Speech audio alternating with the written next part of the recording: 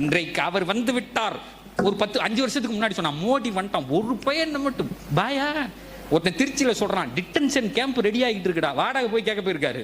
பாய் வாடகை வீட்டில் இன்னொருத்தர், என்ன பாய் டெய்லி வந்து வாடகை கேட்குற, ஊருக்கு வெளியே உனக்கு வீடு கட்டிக்கிட்டு இருக்கான், பூரா பாய் மாற அங்கே தாண்டாங்கிறானே. யாரு அந்த ஆள் அப்படி நெஞ்ச பிடிச்சிக்கிட்டு நிற்கிறான். இங்கே வந்து சொல்றான் என்னங்க எப்படி சொல்றான், நம்ம ஊர்லாம் போயிருமா. நான் கேட்டேன் நீங்க நாளைக்கே செத்து போயிட்டான்னு. இது அவனே தேவலாம் போல்கேன்னு அந்த ஆளு. என்ன இங்க வாழ போறோன்னு என்ன இருக்கு அவர்கிட்ட சொல்லிட்டு சொன்னேன். அதுக்கப்புறம் எங்க சொன்னாலும் சொல்றது, தயவு கூர்ந்து இந்த சமூகம் ஏற்கனவே பேனிக்ல இருக்கான், ஏற்கனவே பயந்து போய் கிடக்கும். அவன் வந்துட்டான், அப்ப எவனும் எதுவும் செய்ய முடியாது சார். நான் சொல்றேன், நான் டிடென்ஷன் கேம்ப்ல ஊரை விட்டு ஒதுக்கி அடைக்கப்பட்டாலும் என்னோட அல்லாஹ் இருந்தா நான் தான் ஜெயிச்சவன். என்னோட என் இறைவன் இருந்தா நான் தான்டா ஜெயிப்பேன். எல்லா பயிலும் எனக்கு மண்டியிடுவான். என் கூட அல்லாஹ் இல்ல அப்படின்னு சொன்னா நான் கோட்டை கொத்தலங்கள்ல இருந்தாலும் பயந்து பயந்து சாவேன்.